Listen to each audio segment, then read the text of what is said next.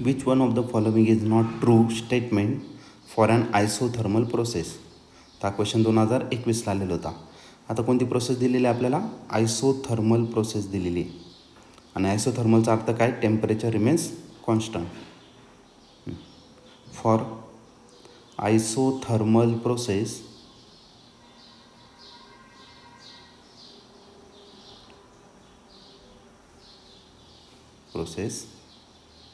Temperature is constant. Spelling थोडी गडबड झाली, ते तुम्ही क्लिअर करून घेशाल. हां, तर आयसोथर्मल प्रोसेसमध्ये टेम्परेचर काय असतं? कॉन्स्टंट असतं. ठीक आहे. आता थर्मोडायनॅमिक इक्वेशन जर घेतलं याचं, thermodynamic equation for isothermal process is PV is equal to NRT असो, N कॉन्स्टंट, R कॉन्स्टंट आणि T पण कॉन्स्टंट आहे, म्हणजे PV इज इक्वल टू काय भेटेल आपल्याला? कॉन्स्टंट भेटेल. आता आपण ऑप्शन बघून घेऊ. ओके, तर C ऑप्शन आपला करेक्ट आहे.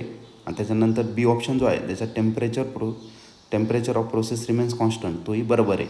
ओके, आणि आयसोथर्मल प्रोसेस जर घेतलं तर त्याच्यात इंटरनल एनर्जी चेंज होत नाही.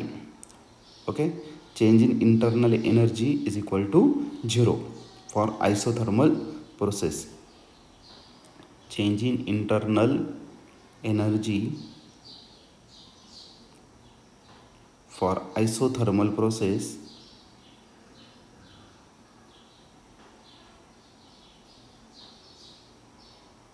इज 0. म्हणजे डेल्टा U किती असेल? 0. म्हणजे त्याच्यात कोणत्याच प्रकारची इंटरनल एनर्जी चेंज होत नाही. म्हणजे याचा अर्थ ऑप्शन D पण आपला काय आहे? करेक्ट आहे. ओके, मग राहिला कोणता? A ऑप्शन, तो फॉल्स आहे किंवा चुकीचा आहे.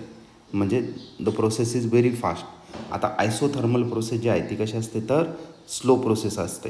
Isothermal process is slow process, ती पण लिहून टाकू आपण. आणि जी फास्ट प्रोसेस असते ती कोणती असते? Adiabatic process. Isothermal process is slow process. म्हणून आपल्या क्वेश्चनचं जे करेक्ट आन्सर आहे ते ऑप्शन A असणार. ऑप्शन A म्हणजे काय? The wrong statement is the process is very fast for isothermal process.